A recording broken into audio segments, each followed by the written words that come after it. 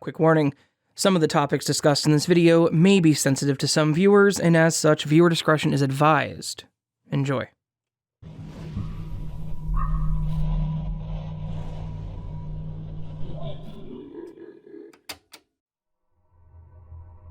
I want to preface this story by saying that if you have any curiosity about the deep and/or dark web, just get rid of it right now. If you're an everyday user and aren't in the know of how onion routing, encryption, VPNs, etc. work, then use the stories like this one to satiate your curiosity. Do not start down that rabbit hole, and don't dig any deeper than you need to. That said, let's get into some backstory. I'm a tech nerd, 100%. I'm the type of person that was ripping apart old PCs in the 80s and putting them back together just to see what worked with what. Mind you, that was back when I was a kid. Now, I learned about all the tech back then, and I took that passion deep into my adulthood. So, now, I work in IT, if that wasn't obvious. And I know a lot about what goes on out there on the net. Now, that's all well and good, but that's all surface web and surface tech level stuff. The question from here quickly becomes, how does me being a geek equal dark web horror story? Simple. I've been there. In fact, I've been there probably more than many of the stories that you've heard on this channel, and many others out there. I've seen quite a bit, and maybe I'll give you a few more stories in the future, but this one is one that I think is worth telling. Mostly because it was honestly terrifying. Back when I was on the dark web frequently, there was one site that I used to always venture towards. Obviously, I'm not naming that site because, as far as I know, it's still out there. It still exists. And this site was, I don't know, kind of like a dark web bazaar. You could buy pretty much anything and everything you could really want, and it wasn't terribly expensive. I used to buy things from there that were less than legal, and I even used to occasionally sell some stuff that was also less than legal. Honestly, this site had everything. Substances, weapons, pirated DVDs, stolen goods. If you wanted it, you could find it there. The dealers had their ratings that would pretty much tell you how reputable they were, and the higher the rating, the better the overall service or quality of what you've ordered. Think eBay ratings, but for drugs and other illegal stuff. One day, and one conversation, sticks in my mind as probably the most memorable thing that ever happened while I was on the dark web, and on this particular sales site. I was browsing some of the content, simply for the hell of it, seeing what was out there and what I may have wanted to blow my money on, and I saw an entry that I thought was a bit strange. Girlfriend for sale. Honestly, I thought it was a joke. Maybe someone was selling their old silicone sex doll and wanted to have an eye-catching title. I went to the page and scrolled down to the description, and it didn't help any more than the title. It simply said, "Selling my old girlfriend, message for details." At this point, I felt quite compelled to message this person, so I did. And here is how the conversation went. Me: "Hey, I wanted to ask about your girlfriend for sale." Him: "Alright, what do you want to know?" Me: "Pretty much everything." Him: "Alright, she's 27, a bit on the thicker side. She has black hair, green eyes, freckles." There was more information that he included here. He used other words to describe her body type, gave exact measurements, and went into a bit of personal details on her and what she would do for me. I'm not going to put them here as I want to keep this story out of the graphic territory. After he told me all this, I obviously knew that this wasn't a sex doll he was selling. He was legitimately trying to sell a real person. I wasn't sure what to do or say at this point, so I simply said, "Go on." Him, "Would you like to see her? It may make it easier to see if you're really interested." Me, "Okay." And I wish I hadn't done that. He then sent me a few pictures of this woman tied up and gagged in a basement. She looked exactly like he had explained. Her wrists were bound with duct tape, and she had a chain around her neck that looked to be connected to a concrete pillar in the center of the basement. The look on her face was one of legitimate terror.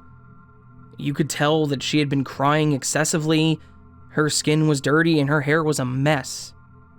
He then sent me photos of her in what I will simply describe as compromising situations and positions. I'm, again, not getting into the details, but honestly, it made me want to vomit. When I clicked on this entry on the site, I was kind of expecting it to be a joke, but these pictures and what he had told me had me pretty certain that this was absolutely real, and that scared the hell out of me. Then, he sent me another message. "I have one interested buyer that's currently offering $70K cash by the end of next week. If you can get me at least 75, she's yours." I was beyond shocked that the only thing I could think to do was ask what her name was. To which he replied, "Oh, sorry, I can't give out her name in case you would do something stupid, like try to find her or contact the police." I replied with, "Oh, no, I wouldn't dare. I was just curious." His response to that chilled me even further to the bone. Good, because it wouldn't matter. There's no one around that'll miss her, and on paper, she's been dead for a month. I do what I can to make my transactions stress-free. That includes my prospective buyers. I expect them to keep things stress-free for me. So please, don't do anything stupid. He compounded this last sentence with a smiley face emoticon, which, honestly, actually added to the threat. I honestly had no idea what to say. I didn't know if this was legitimate or some kind of honeypot seller trying to arrest human traffickers. I just told him that I would try to get the money together, and if he didn't hear from me by the time the other seller came through, that was okay by me. I didn't want to raise any alarms with this guy, regardless of who he really was. I really don't have much more to say about this story, other than to say that I have no idea what happened to her or the seller. I didn't follow up, and I just kind of let the situation go. I know, this makes me a shitty person, and I've honestly lost sleep over it, but I'm more hopeful that it was just a honeypot, and that he was trying to lure me into doing something illegal so that I could be arrested, more than being some guy that was actually trying to sell his girlfriend.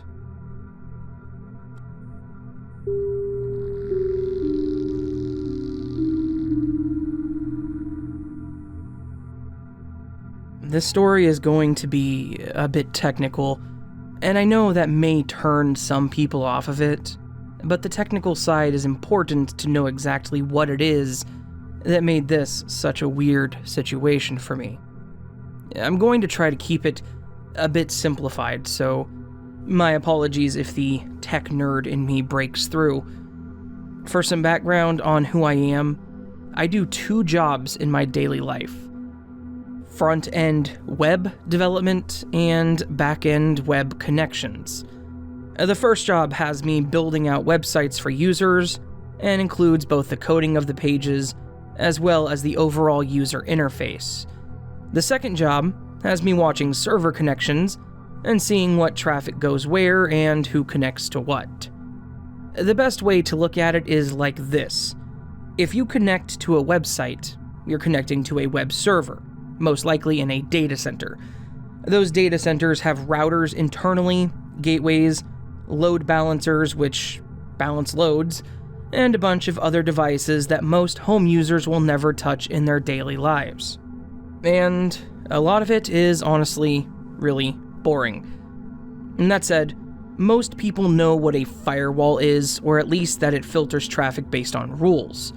Those rules tell you what can and cannot connect, and what to do with traffic that isn't specifically laid out, accept or deny. All that technical BS out of the way, my job requires that I understand how connections happen, and that I need to know how to determine where an IP address is coming from. This comes in handy, as I'm able to see that an IP address in China is trying to connect to our local government website in Ohio, which typically results in those IPs getting blacklisted, basically pinpointing the geographical location of an IP address. It sounds complex, but I promise you, a lot of that information is very easily accessible, and with just a bit of know-how, you can usually get a good estimation on the location. Now that I'm done rambling, I've dabbled in the dark web a few times, and I like to know what I'm doing. Most of the time, connections on the deep web or dark web are encrypted, and it's difficult to find out who is where and what's all going on. Most of the time, the people that run dark web websites don't have much of a connection to the surface web, but it does occasionally happen. There was one time that I ended up on a deep web site that wasn't very well built, or at least not very well protected. This site was for Bitcoin transactions and money transfers, and based on what they described in their quote-unquote partner sites, they were used for very specific and very illegal adult content. You would like to think in your mind that they would keep these kinds of things behind good technology, and that you would never have to worry about your data being accessed. Well, you'd be very wrong in this case. The site itself had pieces of code that were static, including comments and connections to static IP addresses while checking out. Lesson 1 in security: never hardcode anything. Always code with dynamics in mind, and never reference your firewall in your programming. Anyways, I pulled what was listed as a static IP address in the connections, and there were only a couple of IPs. One of them seemed to not respond to any traffic at all, which I kind of expected to be the firewall. But the other one, the one that was constantly labeled as quote-unquote home throughout the code, seemed to be a web server, and it wasn't locked down at all. I connected to the admin port on the server, and to my surprise, the login information was the default credentials. I was expecting the server to be mostly empty, maybe some kind of honeypot, but as I traversed the directories, I was honestly surprised. Looking at what was on the server, this was the server. The one that was running the payment processing for the illegal content, and they were storing all of the data on this server. Firewall lists, IP access logs that they were holding on to. There was a list of every IP and system that had connected and made transactions over the past year or two. As I dug deeper into the server, I found something that honestly creeped me out. There was a directory on the web server that was for a school district's website. This server that was taking payments for sites that ran very illegal content was also hosting the public surface web-facing website for a school district. Looking at the information that was saved on some of the pages, it was a school district that taught everything from pre-K through 12th grade and was down south. I'm not going to list the specifics for the safety and security of the school. My initial thought was maybe this server was hosted by a third party. Maybe the school didn't actually own this server. But after checking the IP addresses on the geolocator, it was confirmed that this server was 100% hosted on a static IP address assigned to that school district. The schools probably had no idea that they were passing Bitcoin transactions for really vile content, but someone there knew, and they were taking full advantage of having access to servers and having full access to a government-funded and owned IP address. I gathered all the information I could, including how I found the server, what the server was hosting, and a very basic outline of the insecurities on the server. I also took screenshots of all the things that I knew existed. I bundled it all up and sent it over to the email of the superintendent of the district, advising them that they needed to look into who was managing and running their servers. I only ever got one email back, basically saying thanks, and that they would look into it. My guess is they either handed it over to the local police or they did some sort of internal investigation. Obviously, they're not going to email me back to tell me the end results. But in my head, though, the sicko that was taking advantage of the schools like this is currently rotting in prison.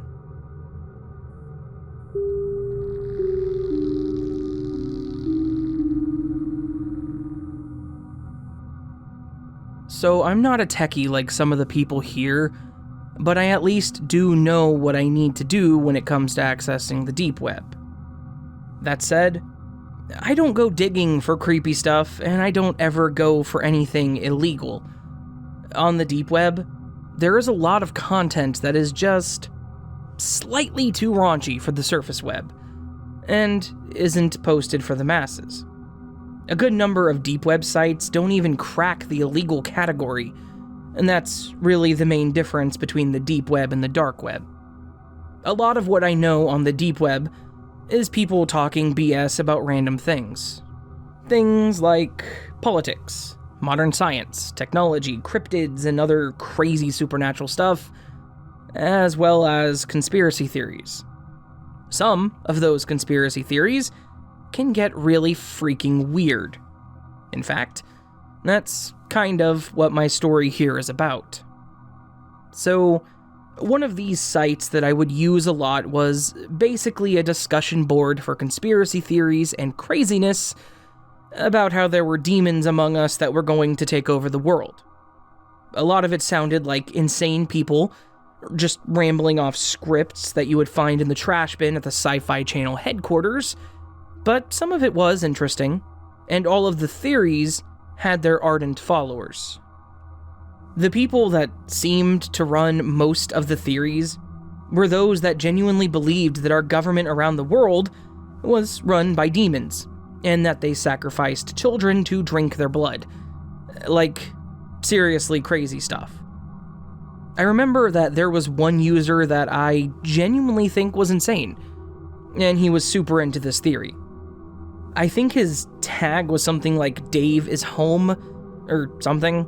I remember it being something about Dave and home, so I'm just gonna call him Dave. Dave would post on every single thread that he could find, and he would egg on the initial poster to the point that he was almost rewriting their theories to be better. What's worse, he seemed to believe in every single crazy theory that was posted. Government run by baby-eating demons? Yep, totally true. Same government somehow being run by spacefaring lizard people? Also just as true. Disney sneaking subtle hints into their kids' movies to get everyone hooked on cocaine? Sure, why the hell not? It was as if this guy refused to see reality for what was actually in front of his eyes. Everything had a hidden agenda. Everything was some plot to control the masses, and everything was worth questioning. I don't think Dave could have made a cup of coffee without accusing the coffee maker of trying to take away his God-given freedoms. Anyways, as quickly as I saw Dave pop up and make new posts on the forum, I noticed that he had almost completely disappeared. I went over to his profile to see what he had posted lately, only to find that he had made a final thread called "Don't Trust the Admins." This thread outlined that the admins of the forum site were attempting to find him and censor him so that they could send a hitman to take him out of the picture. It had a ton of seemingly irrelevant details and included pictures of random people out walking that Dave claimed were following him for the admins. He then rounded the whole post out with an onion link to a website that he had created so that he could continue on with his ramblings. I went over to his website, and I read all of his posts, and they legitimately just kept getting crazier and crazier. Eventually, I'd had enough of his absolute insanity and decided to log off for a while. I kind of stopped getting into the deep web for a little bit, mostly because I didn't have the time. I was feeling the stress of the end of my first year in college. After a while, I think maybe it was about a couple months between my last login, I decided I wanted to go on and see what Dave had gotten up to. I went back to the forum, went to his account, and then to his personal site/blog. When I got there, I found that there were over 300 new updates. This man had seriously posted over 300 times within a little over a month and a half, at most. I started down the rabbit hole of his posts, and his theories started getting really abstract. Some of them made some sense, like he would have clear moments in that crazy fog, but a lot of them were things like, the Russian government is watching you with a satellite that comes around every Thursday, and that meat you buy at the store isn't really meat, but a plasticine-like material that was synthesized in that it contained hormones to make people stupid. It was all honest-to-God insanity. Then, I got to the end of his feed, and I felt bad for laughing at his posts. His last post was simply titled, "I can't do it anymore." It was probably the most lucid thing he had written on the page. It explained that his mother had passed away from cancer recently. Of course, he blamed Big Pharma for this, but then went on to explain that the stress of life was too much for him, and he couldn't keep up. He outlined some of his theories about the government running our lives and explained that if he couldn't live free, then he wouldn't live at all. He finished off the post by saying, "To all my friends that have helped me see clearly over the years, I thank you, and may God bless you all." Then, he posted a picture of a hand holding a pistol of some sort. I don't know jack about guns, though. There was nothing after this post, and the few comments that existed were basically just people saying that God would understand his decision, and that he was truly a soldier fighting for the truth. Obviously, this was all pretty depressing, and I was a bit freaked out, knowing that this guy that I was just making fun of in my head was most likely no longer alive, and was also dealing with some very serious mental issues. In the end, I didn't really go back or spend any time on the deep web. Dave's story had a bit of a lasting effect on me, and kind of taught me a lesson about sympathy.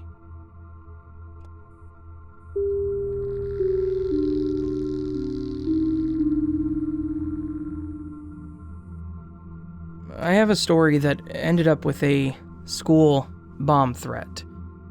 I got on Tor at school and a VPN.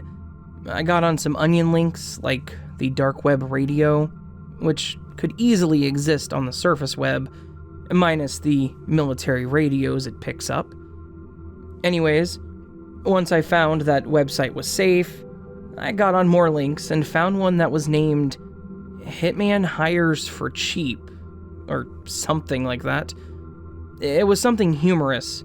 It had the main character from the Hitman games, but once you click the View Prices button, and I didn't mask my IP, then a message popped up saying, "Your school will have a bomb threat in a day."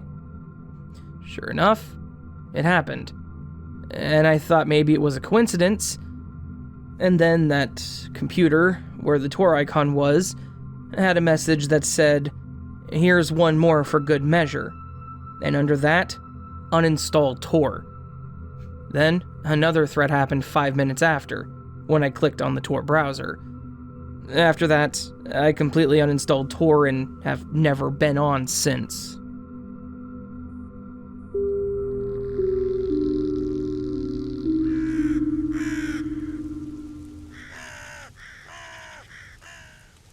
Ah, the dark web, where none of the stories I just told are incredibly outlandish, and every single one of them sounds fairly plausible. Anyway, so that was the third collection of dark web stories on my channel. Hopefully you guys enjoyed it. If you did, please consider hitting that subscribe button and the bell icon next to it. You can also follow me on social media. I appreciate all that. I also have a Patreon and a Ko-fi, and you can also join the channel memberships. All of this is appreciated, and all of it's optional, so... All that said, I know a majority of you won't make it to this point of the video because most of you don't watch my outros. I don't blame you, to be honest. Yeah. If you have a story you want to send my way, please do so. I would love to have some more content from people. It doesn't have to be dark web related. It can be Glitch in the Matrix, paranormal, creepy encounters, even fiction. I do all of it. So to do so, all you have to do is go to astheravendreams.com/submit. The link to the website's down in the description. I also have a Redx page you can submit it to. It's all the same. It all goes to the same place. So, all right. I hope you have a beautiful weekend, my friends, and I hope I will see you on the next video.